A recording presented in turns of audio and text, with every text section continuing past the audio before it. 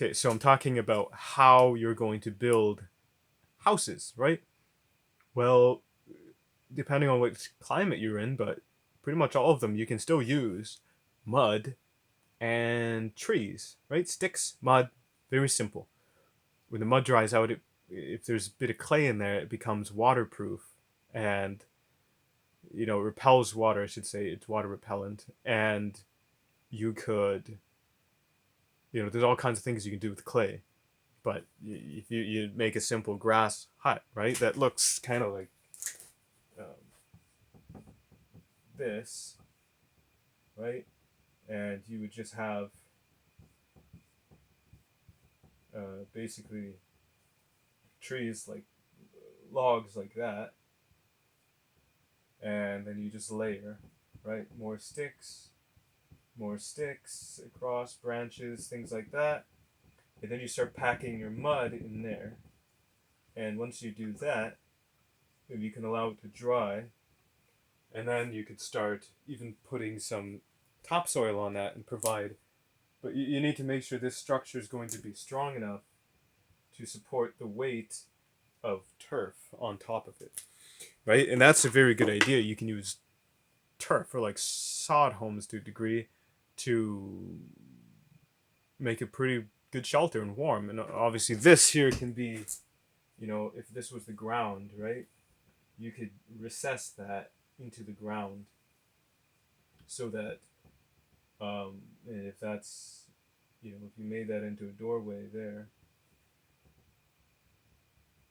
you can actually have some stairs going down there. This is obviously the inside view, and you'd have a bit more space in the. If this here is below 4 feet, right? At least in where I live, this earth down here will be at least above zero. So it can actually, if outside temperature here is minus, 20, which isn't unusual. Generally, it's around -5 ish. Um, the earth will actually help heat your home or your place to live in, and that's very useful. So you should probably look into that. So getting back to it, if you have places to stay, right, shelter and everything, that's great. Um, so the other thing is to allow a productive, so allow some type of means of generating wealth in your society.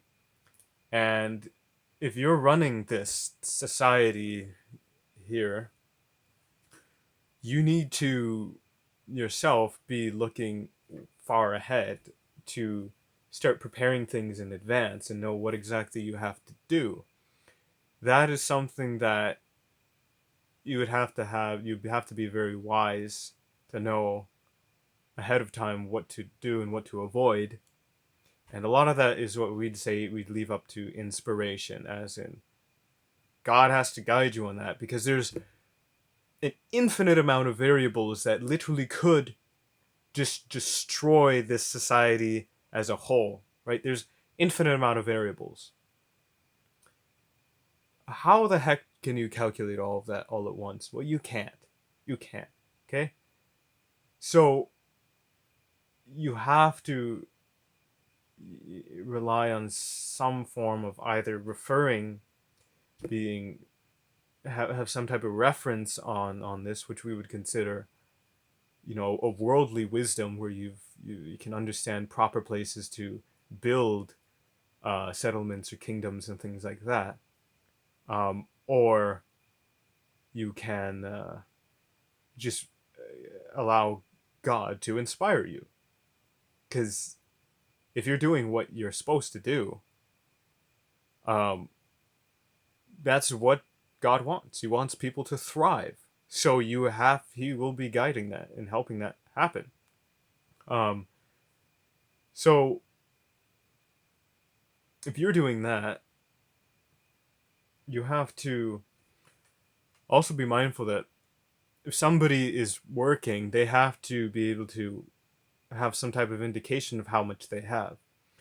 So all of these things too, like I'm talking about, I'm not necessary because it's very there's all kinds of different things, but it's very complicated in one way, as in there's so much content that it's difficult to bring it all up.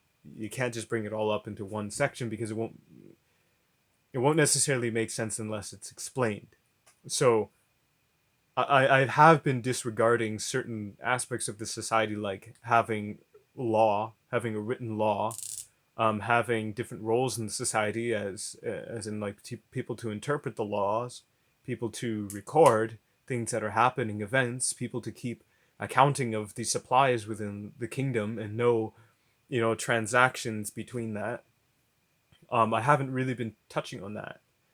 There's also the whole advisory board, which, or counselors, different cultures, with different names for different systems that are in place. But there's different ways that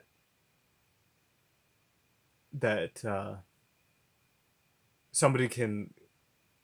There's other skills. There's other things I haven't touched on, and I'm not necessarily going to go into detail on them at the moment because there's some things that will make sense. They're a little less technical, but if one actually was to do this, they would inevitably see that those things are required, and they will probably get figure that on their own, right? Especially having a written, you can't just have a verbal law or custom, because how the heck are people supposed to know or remember all of these laws without having some type of reference to them? And then obviously there's the application of those laws in practical ways, which, like how does not stealing apply? We it's not just taking something, right? But there's all kinds of ways that stealing can be applied, different aspects, right? And that has to be that's details that I'm not going to get into. But if we were to go back to this over here, you probably need a means of currency, okay? So you need some way to allow people to trade their resources with each other to mutually benefit each other.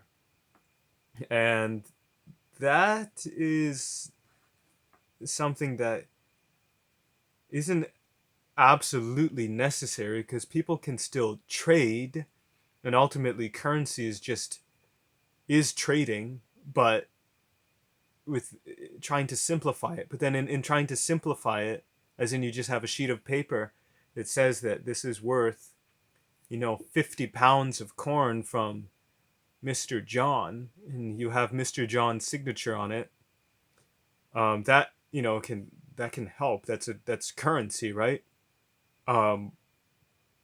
But in doing that, you also have more things that become complicated, like forgery, like preventing forgery in those regards, because somebody could say, hey, look, I also got, I'll use this for example. Here's a ticket. Obviously, it's for something else.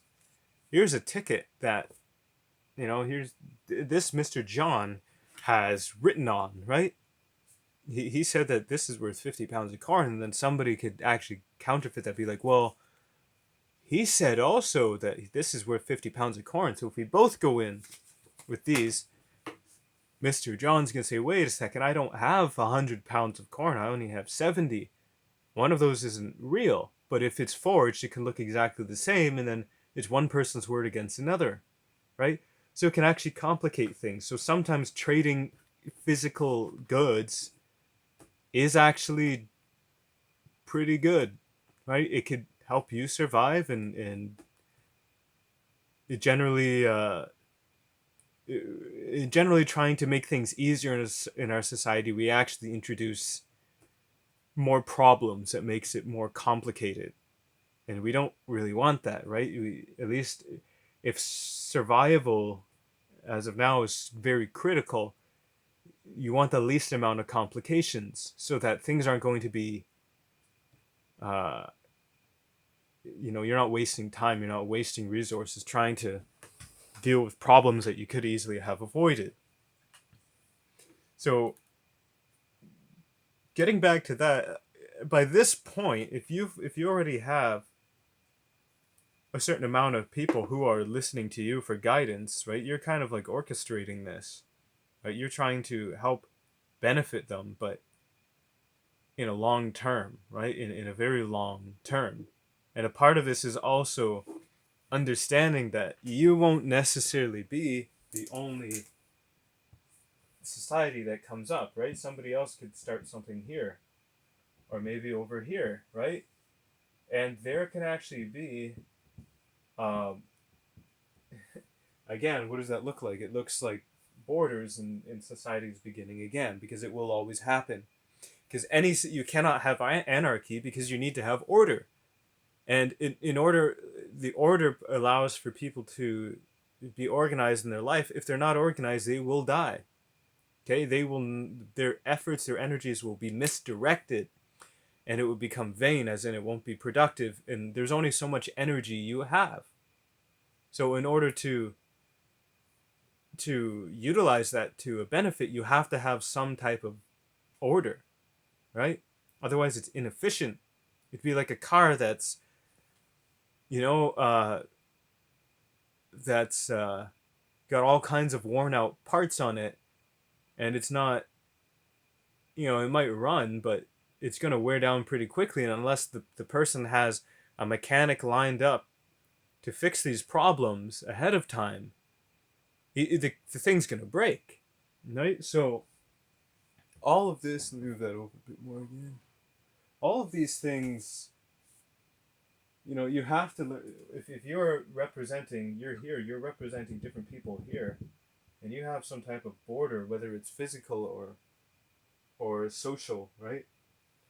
You're going to have to learn to negotiate and talk with these people so that maybe they, and this is again like my other video I put on Pinewood, but maybe they would, maybe you have tons of forest and they've got all field, and you say, hey, it would be mutually benefiting if I give you a bit of my field, right?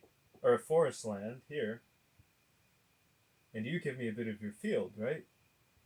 So the borders here can actually change, right? And the next thing you know, the landmass has changed, right? Or they might even try to just take that, and you just have to say, whoa, whoa, whoa, look. Like, you want to avoid war, but you want to say, look, this is our land. We've been using this. Maybe we can come to an agreement. If you have a need that I can provide, why don't we work together to help benefit both of us? But that all depends on the disposition of the ruler. Because if the ruler in any of these one places is greedy and they're not actually, say they're just looking out for themselves, yes, they want to expand the territory of the people they're governing, but for their own benefit, they're not really looking out for their own people's benefit, and they might try to just take your land and sacrifice the people's lives for their own gain. And that is up to the discretion of the people who that person is governing, right? If you have someone governing you who is not looking out for your own good, but they're only their good, you have a duty and a right to say, no, you are not allowed to do that. We're allowing you to represent us and to govern us, to be beneficial. But if you're just trying to enslave us or kill us, use us for your own gain, that's crooked, that's wrong, and we will fight against that, right? And that complicates things too, because perhaps this ruler is also governing the education system. So they're telling all of the people that